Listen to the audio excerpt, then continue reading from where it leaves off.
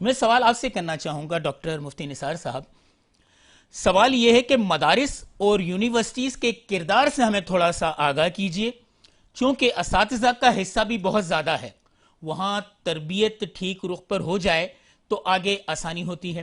کیا اساتذہ، میرا اصل سوال آپ سے یہ کہ کیا اساتذہ آج درست سمت میں کام کر رہے ہیں، یا انہیں بھی ٹریننگز کی ضرورت ہے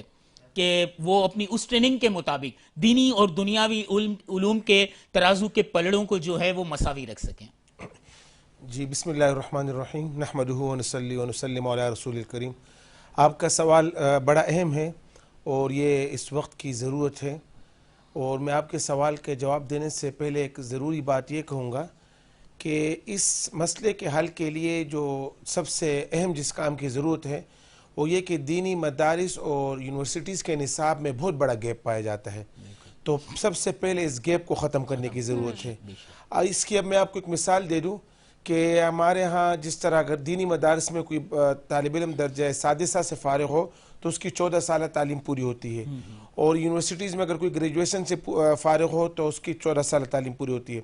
اس کے بعد یہاں درس نظامی میں شہادت العالمیہ کی تکمیل پر اور وہاں اہم اسلامیات کی تکمیل پہ جو ہے نا اس کو پاکستان کے قانون میں ان کو برابر شمار کیا جاتا ہے، ایکول شمار کیا جاتا ہے. اس وجہ سے عالم دین کے لیے یہ ضروری ہوتی ہے کہ اگر آپ یونیورسٹی میں آگے مزید تعلیم حاصل کرنا چاہیں یا کسی سرکاری 17 گریڈ پہ آپ کام کرنا چاہیں تو آپ نے ایک ویلنسی لینی ہوتی ہے. لیکن وہاں اصل جو اہم مسئلہ ہے وہ یہ ہے کہ ان کی جو بیس ہے اس میں بہت بڑا ڈیفرنس ہوتا ہے. یعنی اگر آپ دیکھیں کہ 14 سال تعلیم کسی یونیورسٹیز کے طالب علم نے حاصل کیا ہے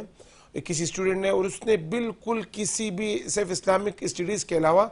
وہ بھی ایک اس کے بھی بڑا مخشوٹ نصاب ہوتا ہے، اس کے علاوہ کوئی چیز بھی نہیں پڑھی ہو، اور دوسری طرف جو جس نے اپنی پوری زندگی اس فیلڈ میں گزاری ہو، تو پھر فائنل میں پوزیشن یہ ہوتی ہے کہ ایم اے کے فراغت کے بعد جہاں ایک طرف کے اسٹوڈنٹ کو پوری معلومات ہوتی ہے، جبکہ دوسری طرف کو اگر ہم یہ بات کریں تو جو نماز کی جو بنیادی ضروری مسائل ہیں تو اس کی بھی معلومات نہیں ہوتی. تو یہ جو ہے نا جو سلیبس میں گیپ ہے فرسٹ لیول پہ ہمیں اس کو ختم کرنا چاہیے تاکہ یہ گیپ ختم ہو جائے. اس کے بعد جب اس کے لیے ہم یہ کرنا ہوگا کہ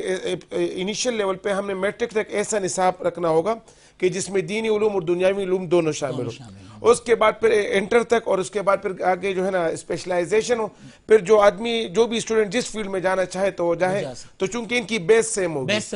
ایک بات اب موجودہ پوزیشن میں کہ کیا دینی مدارس کے جو اساتذہ ہیں ان کو ٹریننگ کی ضرورت ہے اور اسکول کے جو یونیورسٹیز کے ٹیچر ہیں،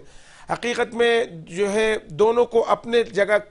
کچھ چیزوں کی ضرورت ہے. جہاں تک دینی مدارس کے اساتذہ ہیں تو وہ اساتذہ جو جنہوں نے دنیاوی علوم حاصل نہیں کیے ہیں تو ان کو اسپیشلی اس دور میں انگریزی زبان سیکھنے کی بڑی ضرورت ہے، کیونکہ آپ جو قرآن اور حدیث کا میسج ہے یہ آگے اسی زبان میں جو ہے نا نان مسلم کنٹریز تو آپ اسی زبان میں آپ ان کو دے سکیں گے. اور جہاں تک عصری علوم ہے یونیورسٹیز کے جو ٹیچرز ہیں ان کو بہت زیادہ ضرورت ہے کہ وہ کچھ ایسے ان کے لیے کوئی ریفریشر کورس کی جائے جس میں ان کو جو ہے جو دینی علوم کے حوالے سے قرآن کے بارے میں کچھ بیسک معلومات ہو، قرآن کی جو ہے نا ریڈنگ،